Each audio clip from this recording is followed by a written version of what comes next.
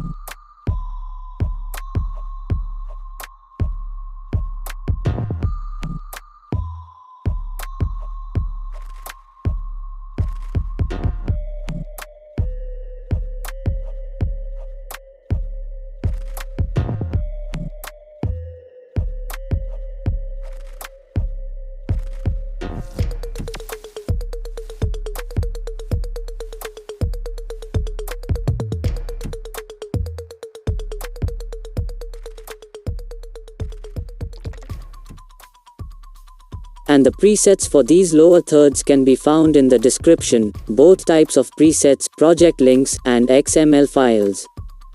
And it is quite easy to customize these lower thirds. Let me show you how to customize a lower third.